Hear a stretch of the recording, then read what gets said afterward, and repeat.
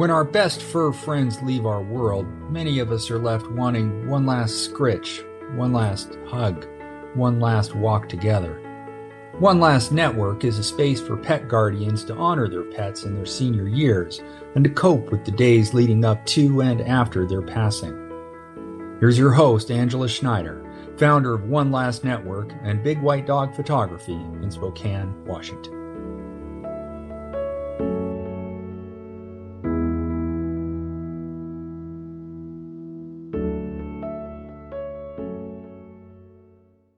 Welcome back to One Last Network and episode 23. Today, in the art of learning from your dog, I chat with Maureen Scanlon, a life coach whose work is inspired by the connection she's found with her dogs.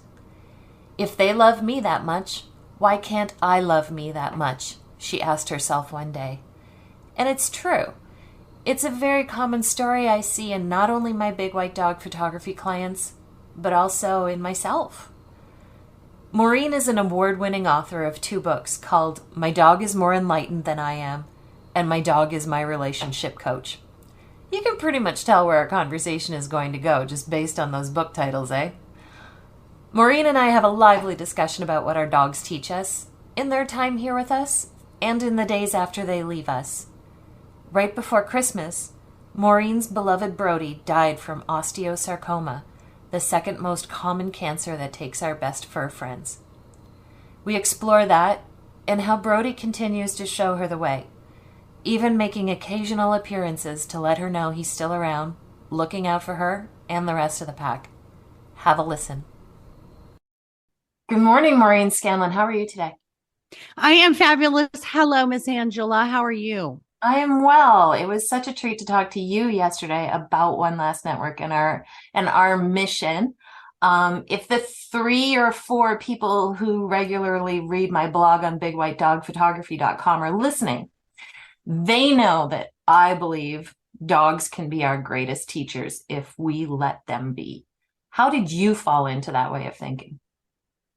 It was a necessary epiphany through a lot of pain that I had been through. So I was involved in a domestic violence marriage for 11 years. He was an alcoholic, and after that, I divorced him and continued on in some narcissistic relationships and kept doing that from the age of 18 to 45. I had never been out of a relationship.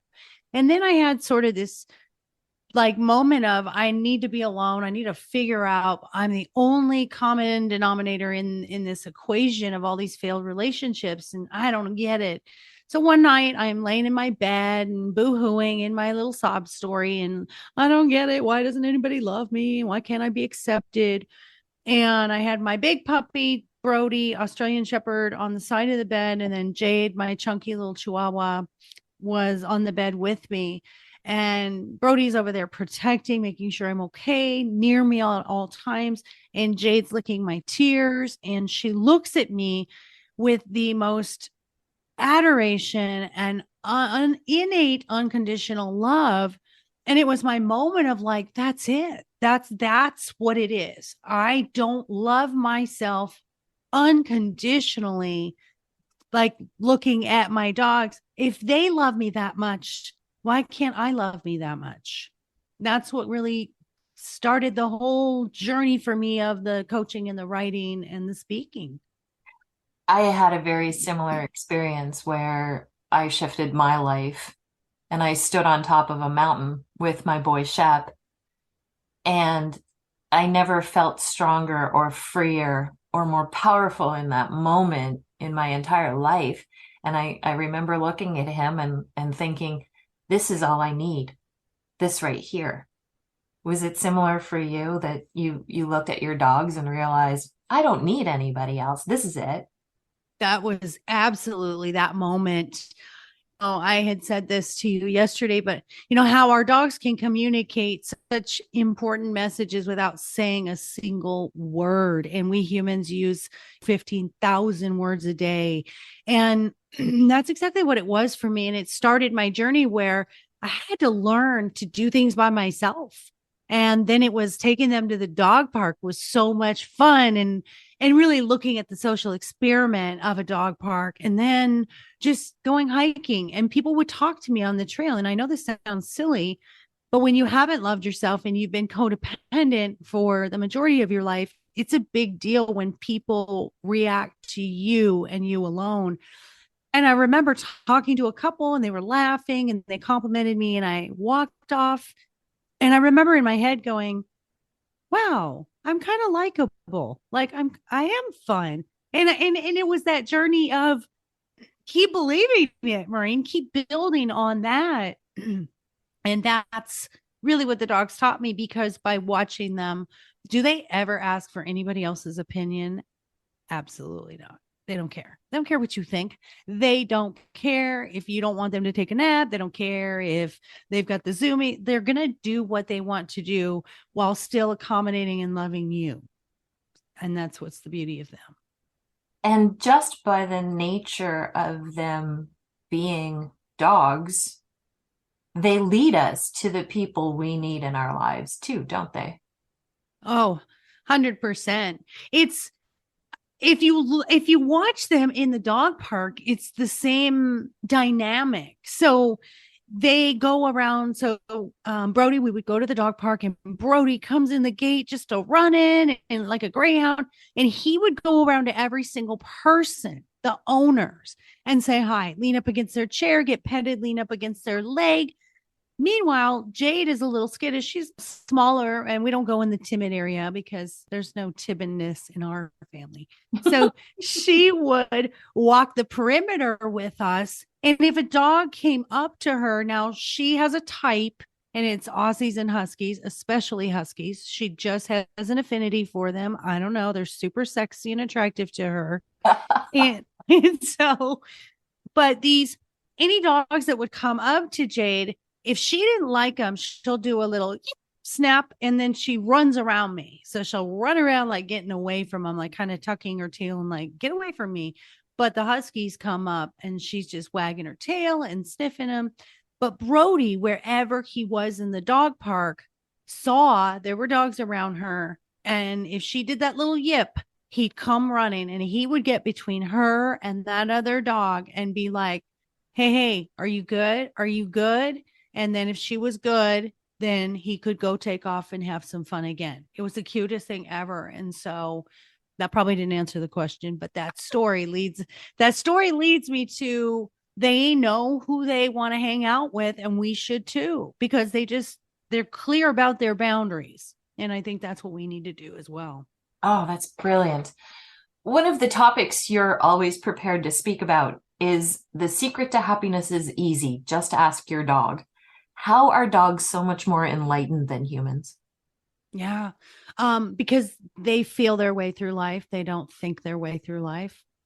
That's it. That's the simplistic, easy way to say it is, if you got up every day and you did only that which felt good, you would be in your happiness. And it's not a destination. It's a feeling every day that you want to achieve, right? So you get up and you have breakfast. Well, you're not going to eat something you don't like, because then you're not going to be happy. So you're going to eat the thing that sounds really good to you or you crave and is healthy.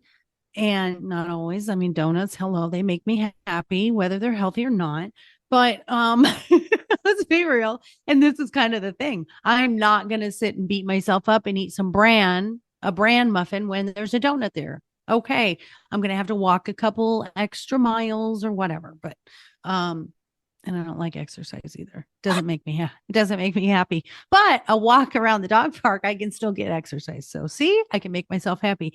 All those things are follow your feelings. If you don't feel like making a phone call, or if you have an appointment that you don't feel like doing, that isn't absolutely necessary. And I don't mean don't live up to your obligations and responsibilities, but if it can be put off, or if you can do it later, or you can even meditate before you do it to feel better about it.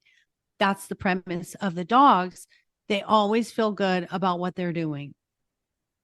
Is it possible to get that breakfast served to me every morning like Bella does?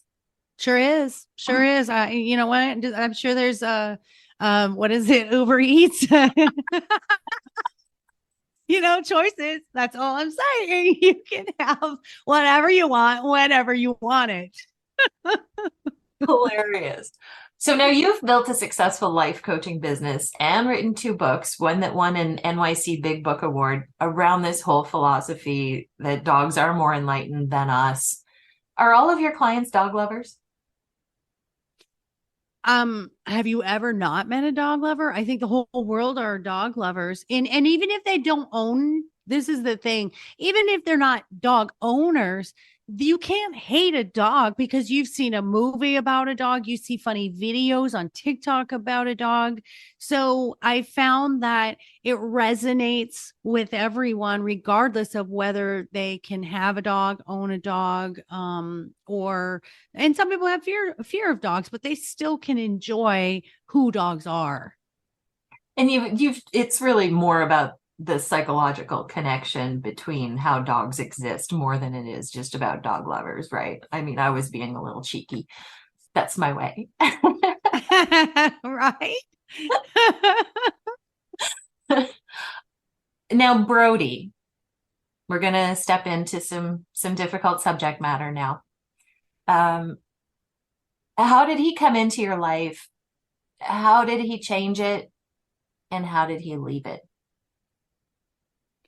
It's interesting. Most of the animals that I have, I've never chosen. They've chosen me through other people. And I think that's pretty common for a lot of us. They're fosters or, a friend of yours can't take care of it. And so my daughter was going to college and she had a boyfriend at the time, and they've been together for a couple of years. And they thought they would get a puppy together. And when she went to college, I love your face because you know where this is going. Yeah. And so too many stories like that. Too many. They thought that he would take care of the puppy while she was at college. And then when she came home from college, she would get the puppy and they'd be this little puppy happy family. He drives her to college and she breaks up with him on the first day. So me and Brodie, here we are. Now I have a puppy and we got him young. I think they had taken him away from his mother a little too young because I think he was only like 5.5, maybe 6 weeks at the most. Yeah, it was really young. So he really was like this big baby because he had this separation anxiety really bad. And so of course I have Brodie and I fall in love with Brodie and he's just amazing. And we had a little black Shih Tzu named Juliet at the time, and they were buddies and I wanted them to have a companion. And Brodie was he was the kind of big bear, just peaceful presence. He wasn't that affectionate. He would love it when I would spoon him, but he wasn't like going to come up and snuggle with you. He was like, you come to me, but I'm always going to be at your feet or between you and the door of any room that you're sitting in. And it was really cute how protective he was like that. And so just an amazing dog and sweet. He's just a sweet boy. He became kind of the wise grandfather of the home. Juliet had a tragic accident. Someone had left our gate open and she got run over by a car. Brodie was depressed for 3 weeks. He wouldn't eat. He wouldn't drink. He wouldn't get up. He was so sad. And so then I went and I got Jade, our Chihuahua, and she was only 5 months old and she was 1 pound and she was super, super cute. She's multiplied times 15. And yes, it's my treat habits that made that happen. And he came to life when Jade came into the household. I mean, he became her protector, her father, her brother, all of it. He loved her so much and he just came back to life. And we started going to the dog parks and bringing her, even as a tiny little one, to get used to socializing. And so as the years have progressed with Brodie, He started, as we know, Australian Shepherds, German Shepherds, Malinois, those bigger dogs, they get hip dysplasia and they get a lot of arthritis. And that's what happened. So he was getting this hip dysplasia in his hip. And I had braces. I had even bought this $500 wheelchair because I was like, I'll be darned if he can't, he is gonna walk and live his best life. He healed from the CCL injury and still had the hip dysplasia. And so he was able to still walk, but stiff. So fast forward to December, he'd been limping on his front leg. And I thought it was his shoulder, and I felt it and I thought, oh, it's a little bit swollen there. So I was icing it and I put a brace on it and I made an appointment with the vet and I took him in, and the vet said, I don't have good news. And I said, well, what do you mean? It's just arthritis, like his hip, right? And she said, no, it's osteosarcoma. And of course I die. I just break down right there in the office. And osteosarcoma is the second most common cancer that kills pets, dogs mainly. And it's a tumor that starts within the bone, so deep within the bone. And as it grows, it weakens the bone around it and eventually will fracture that. And that's when it's really painful. And so he was doing well. I had everyone here for Christmas, the whole family. And we're walking we have a downstairs bathroom and it's floor level, so he doesn't have to take stairs. And I was walking him to go give him a bath, and he let out the most excruciatingly painful yelp and scream. And it continued. And we got him back to his bed, and you could just tell there was no comfortable position. There was nothing. And he had been on gabapentin, CBD, hip and joint chew. So I'd had all of this stuff. Plus I had extra painkillers like carprofen for him. And so it just about an hour went by and he was just in so much pain. And I was devastated. I cannot let him be in this much pain. I started calling around and I found a fabulous, wonderful vet that comes to your house at end of life and helps them transition. She moved another client to get there for us. And she was the most compassionate, empathetic, and patient. Because I really, all the times I had pictured this moment, I thought I would die. I literally couldn't even, I would sob just thinking about the moment. And now here I was in the moment and I didn't know how I was gonna manage it. And I truly, truly believe Brodie chose, because Jordan was there, my daughter who got him originally, that he loved her to pieces. He knew her. My son who takes care of him all the time when we go on vacations, he dog sits all the time. My best friend Pam was there. My grandson was there. Everyone who's been such a big part of his life was right there, hugging him and loving him. And he got steak and we got cheeseburgers and he got everything. He got massages and he got just hugs and kisses. And I would lay on his little bed with him for hours. And he's just so precious. And he deserved the ending that we gave him, because I didn't want to see him in any more pain. And so it was 5 days after the vet diagnosed him. He transitioned on December 21st. Just this past year. Yeah, a few days ago. Not even a month yet. How are you right now with it? I'm at peace. I'm completely at peace.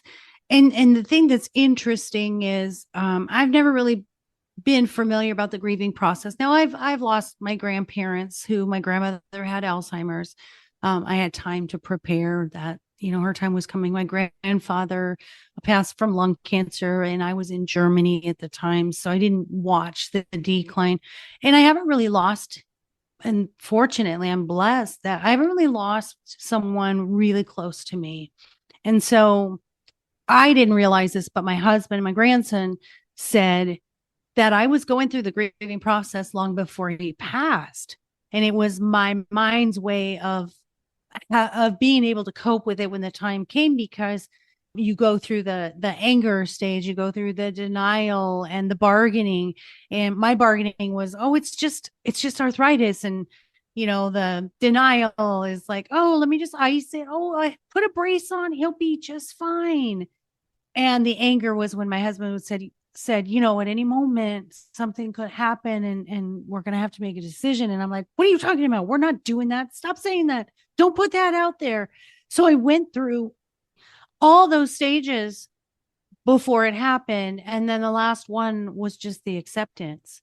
And so I was able to have that acceptance mainly because the whole family was there.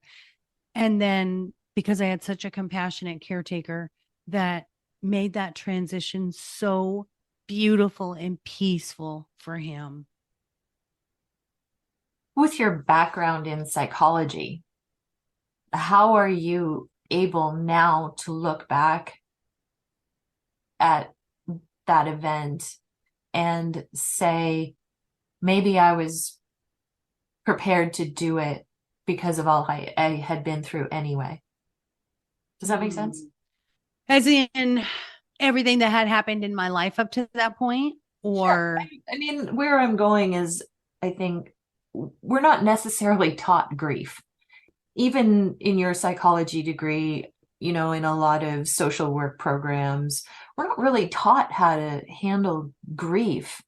And yet you have an intimate knowledge of the working of the brain. Can you look back now and see a more logical side to it from your psychology background? Yeah, completely. I have a certification in acceptance and commitment therapy. And I think that was really what it was for me. Was I didn't realize the more I had talked about it, the more that I saw him declining, the more I was actually accepting it. Even though the conscious thought of it was like, I don't know what I'm going to do when Brodie's not here. I'm just going to break down. I'm going to lose it. But I think subconsciously, I think I was accepting that he came here for this short period of time. And that we do that a lot with our rational and it helped me. It was comforting to me to say, he came to give unconditional love. And I'm not going to lie, this is kind of a important thing. We talk about, like, we don't get trained how to deal with grief. But the main thing is we don't tell people like what to say to help other people through grief. And the thing that helped me, as crazy as this sounds, is everyone kept saying he knew how much he was loved and he had the best life. You gave him the best life. And that was so comforting to me, because making that decision for him at the end was the one thing that I could do to give back even one tiny iota of what he had given me in his 11 and a half years. So that was comforting. One of my mentors, David Kessler, has written a book called Finding Meaning, and he believes that we need to find meaning in the lives of our past loved ones or pets, to help us heal. But I look at you and I see someone who took Brodie's life and Jade's and built so much meaning around it already to help other people. Is there more meaning to be found in Brodie's life for you?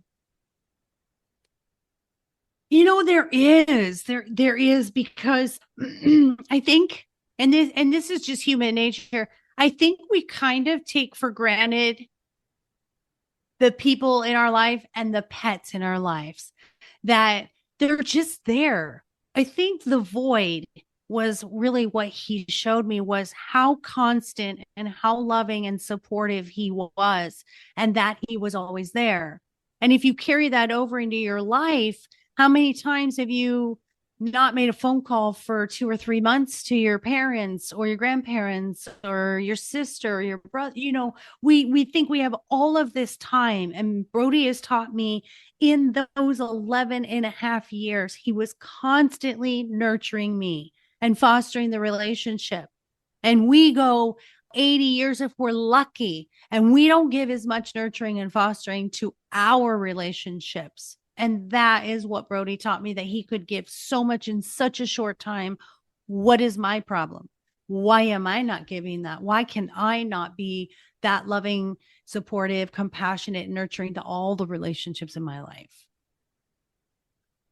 Brodie was surrounded by the people who loved him most in his final hours. Those are also people who love you most. So you had a good support network. You're not going to be looking for support. What are ways people can find support when they may not have a loving, well-functioning family like yours? I know you're going to say it's not well-functioning. We have our problems. I know. Whose family? No.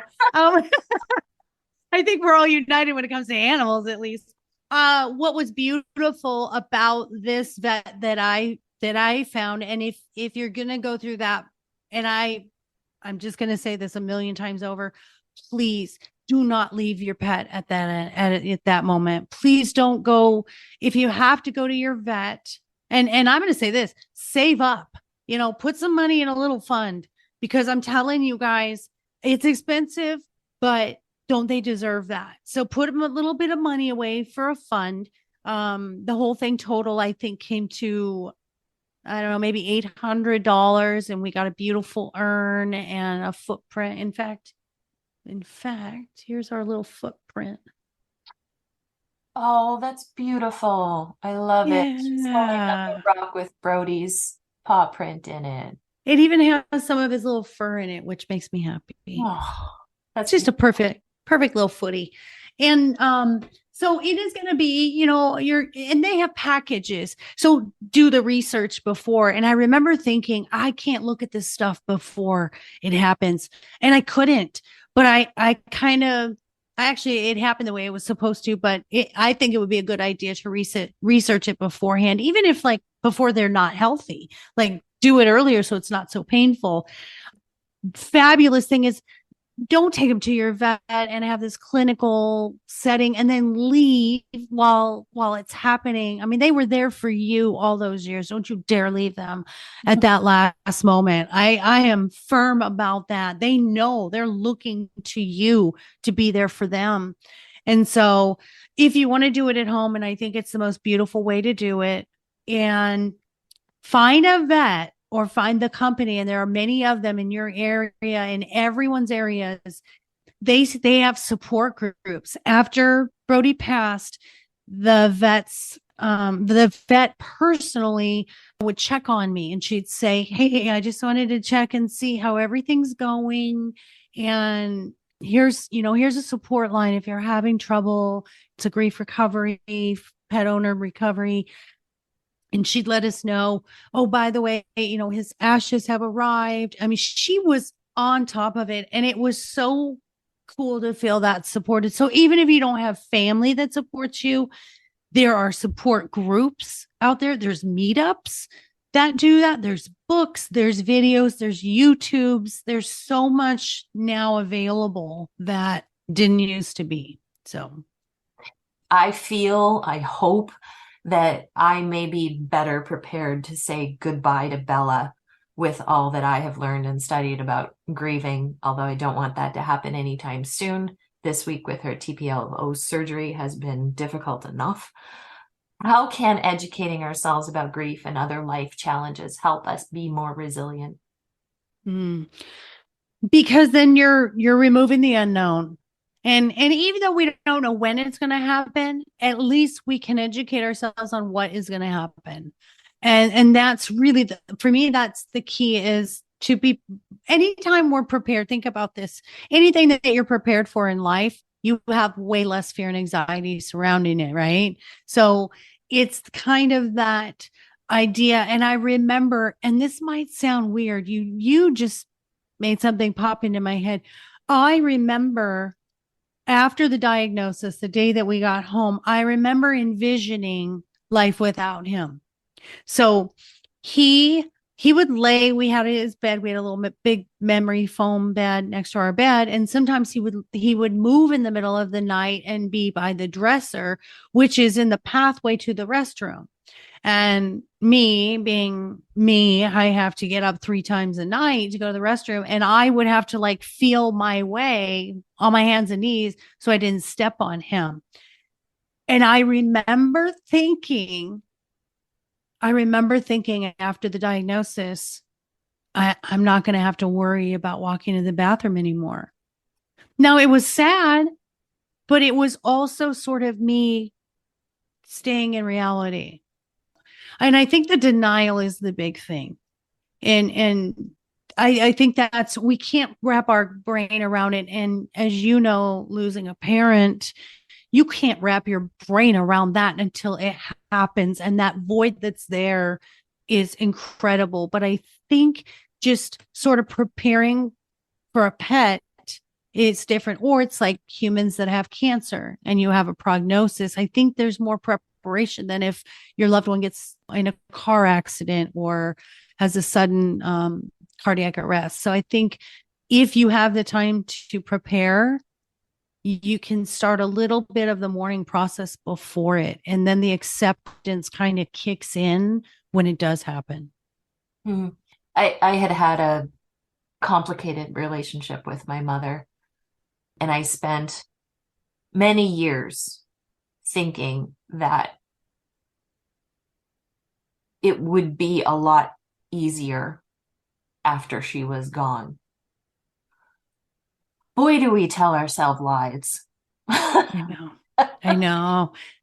But don't we live kind of in a state of denial, especially with our pets? Because no one wants to think about that day coming when our dogs are happy, bouncy puppies, or summiting mountains with us, or what have you. Isn't it important, though, to think about those days and prepare ourselves? Or should we continue living in a state of denial to keep ourselves comfortable? Until they have a health issue, I think live in that state of just enjoying every single minute. But then when the reality of the end of their life comes, Brodie, when he got the hip dysplasia and he couldn't go to the dog park anymore, I had to face reality, and I had to sort of look at the longevity and hope that he added a few more years, but I wasn't in denial of it. But, I was just thinking as you were speaking, we live in denial. We do live in denial in life anyway. But I'll tell you why it hurts so bad with the dogs, because people bring us anger, sadness, happiness, frustration. Dogs don't bring us all of that. They only bring us happiness. And so losing them feels so huge because it's the one thing that you derive most of your joy from.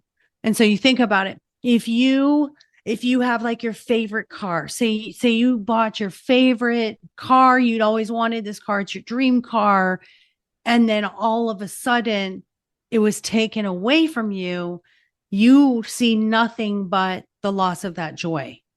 You're not going to rationalize, well, it was breaking down. It had 190,000 miles. It's just, it was joyful. And I think that's really how, not to compare the dogs to a car, but I'm saying to somehow relate it, that it's the thing that always brings you happiness. It doesn't give you anything else that doesn't make you feel good. Yeah, I got you. You still have Jade? I do. And I have Callie, who ironically, we thought she was a border collie. And then I thought she was a very fat border collie. And now we know she's actually an Australian Shepherd like Brodie was, and has a border collie head. So she basically has a little head and a big old fluffy Australian body, and she's just a derpy dog, and she's just funny. She makes me laugh, and she's right here by my side. She's black and white, and She has extreme anxiety, separation anxiety from me. It was my daughter's dog, and it was not treated very well by her ex-husband, who not only did abuse against my daughter, but also against Callie. He would, she's a farm dog. They were on a farm, and he would tie her up, on this farm as a puppy. And she would have these seizures, and my daughter would get mad at her. She would, say, what'd you get into? And she'd yell at her, and Callie would cower. Well, about a year ago, we got my daughter's dog, and my grandson came to live with us, and it's just where I will not give her back because she's very happy. Well, I took her to the vet. Turns out she has epilepsy. Oh. So she's been having these seizures because of a genetic reason, not because she got into anything, because she never got into anything at our house and started having these seizures. And I'm like, oh, there's something else going on here. So Callie, and you read it in the book, is just derpy. She's just funny, and she just lives in the childlike fun of the moment. Jade, I don't know if you can see her. Let's see if I move this. You could.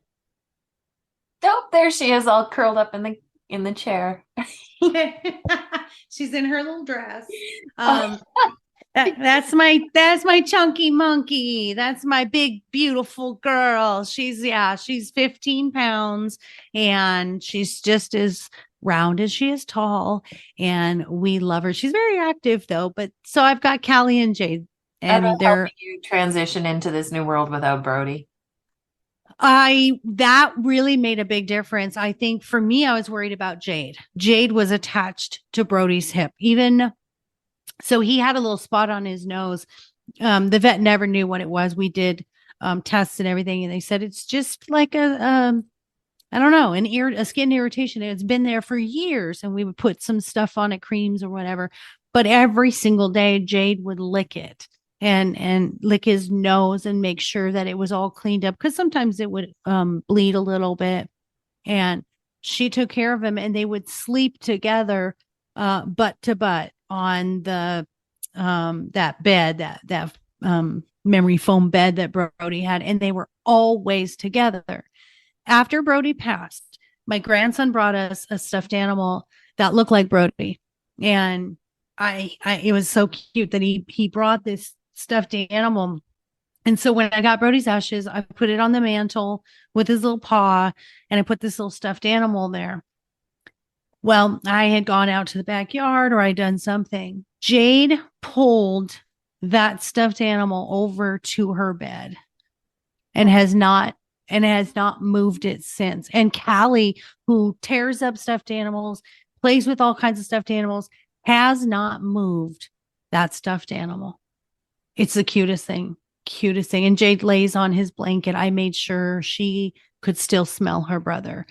And smells fade. That's how dogs know how long you've been away, when your smell starts to fade. Same with the dogs. That was what the vet had said as well. I put his stuffed animals, and I put his blanket where he had always laid on the bed. And Jade was pretty melancholy for about 2 weeks. She was walking around looking for him.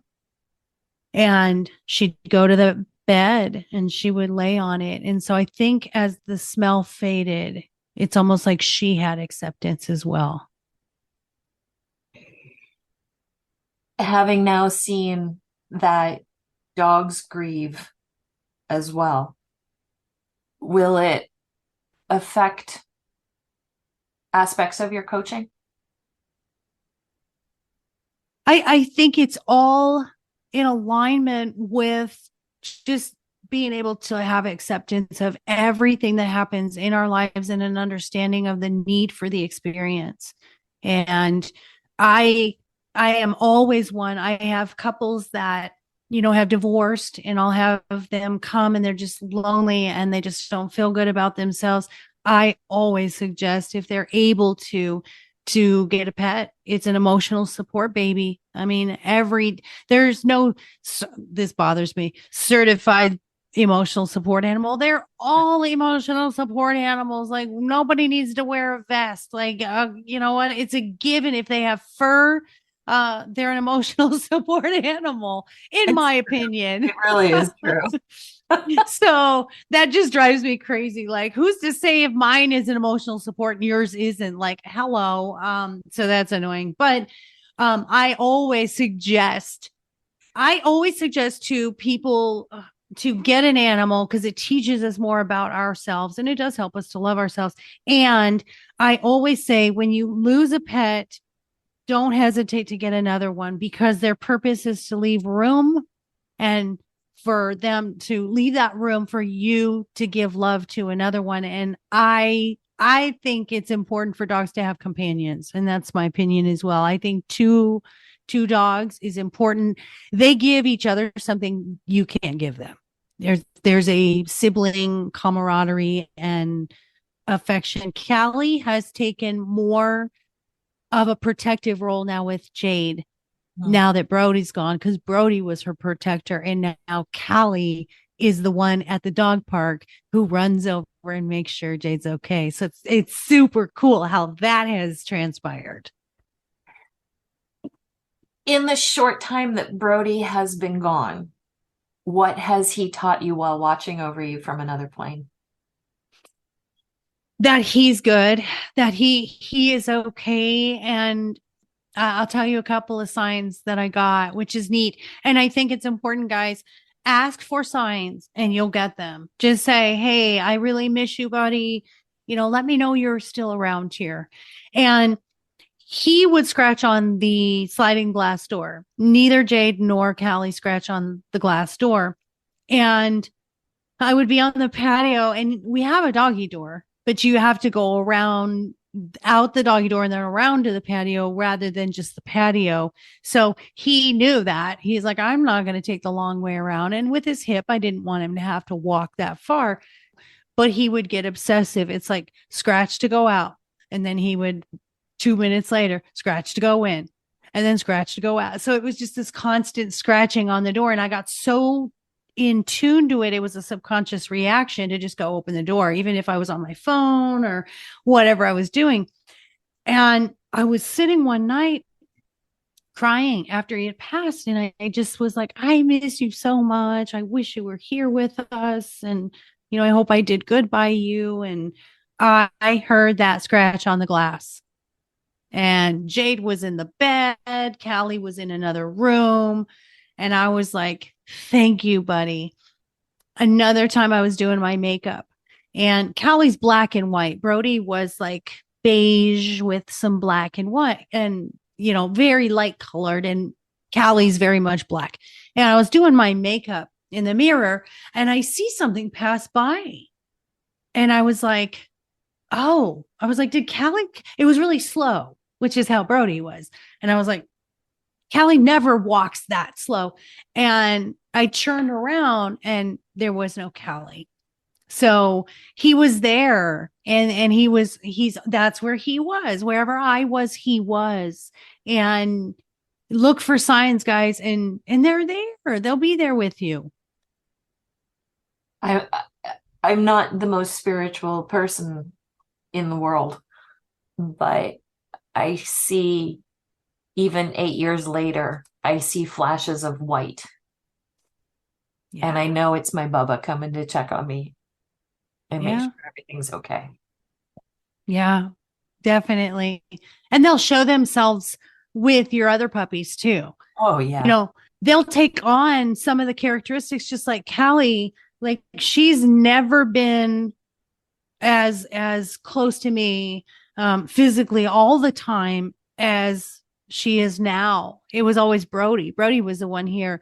And now that he's gone, she became like my husband. We just said it before this podcast. My husband said, the spirit of Brodie is in Callie now. He goes, I mean, if I go to the bathroom, she follows me. If I go outside, here I am podcasting. Always, everywhere I go, she's doing the Brodie thing. And she didn't do that before. So it's cool that Brodie's like, hey, hey, I'm just letting you know you need to take over. You're next in line here. So go make sure make sure mom's okay. I'm leaving you with my duties, and it's cute. So look for it in your dogs too. You'll see it in your dog, in the other dogs, the siblings. You have given us so much to think about and so much to learn. What is one piece of advice you can add when you're approaching the end? Spend as much time with them as you possibly can. I don't care what's going on in your life. Take a week off. Something that someone had said to me that I pass on to everyone is take pictures of everything. I would take pictures of his paw in my hand. I would take pictures of, him and Jade together. Take those pictures. Because once they've passed, those are going to be your joyful memories. Even once the grief has passed, you're going to just look back and smile at them. And don't be in a rush to get rid of their stuff. Don't feel like you have to, if I get rid of their stuff, then I won't be sad anymore. No. Keep their stuff. Sleep with their blanket. That's okay. That is absolutely okay. And just remember that they're only here for 10 to 15 years. If we're fortunate, more than that.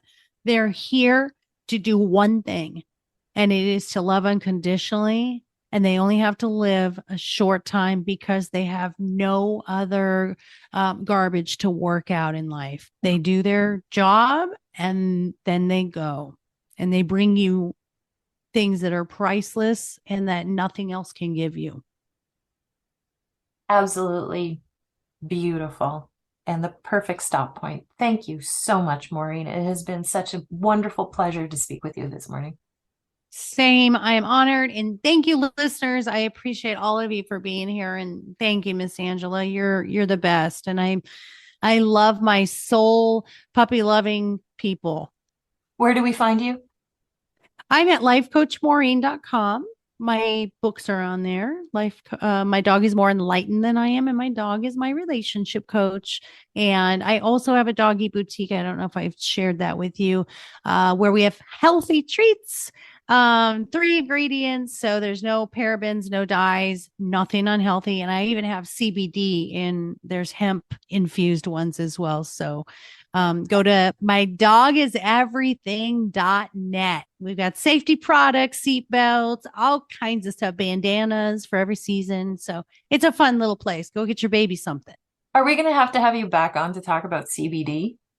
I swear by CBD. I love it. I love it. It helped Brodie. I'll bet you it gave him 2 extra years. Wow. And your podcast, which I'm going to be on soon. Where's that? Is.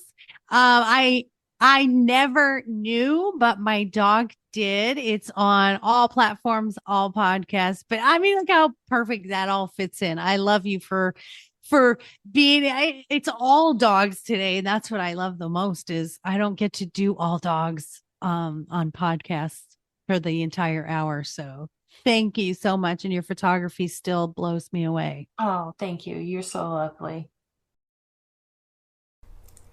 Maureen is an exceptionally opinionated person, and I friggin' love that about her. From how many dogs you should have, to whether you should be present at their ultimate end. She has grown to be so sure of herself and how she wants to spend the rest of her days here on Earth. She and I hit it off right away. The day before we recorded this episode of One Last Network, she interviewed me for her podcast, I Never Knew, But My Dog Did, where she gives people the space to tell their stories. Stories that are unbelievable, tragic, and sometimes heartbreaking, but from which they learn. Learn how to overcome and be triumphant on this struggle bus called life. Check the show notes for links to Maureen's website, socials, podcast, and books. My Dog is My Relationship Coach is sitting in the queue of my Kindle, and I can't wait to dig into it. Next week, Jess Wasick of Bark and Gold Photography in Pittsburgh takes over the mic. She interviews her client, Kayla Seifert, who booked a rainbow session for her rescue beagle, Stanley, after learning he was in end-stage kidney failure. Kayla lifted Stanley up last November, and is finding her grief journey to be long and convoluted. Jess and Kayla share what that's all like. Until then, I'm Angela Schneider, owner of Big White Dog Photography in Spokane, Washington, and your host at One Last Network, signing off to go get some Bella snuggles. Listen to One Last Network on whichever podcast platform you prefer. We're on Spotify, Stitcher, Apple Music, and Amazon Music. Don't forget to hit follow or subscribe so you don't miss an episode. If you have a friend who might be interested in our content, make sure you share us with them. Thanks for listening.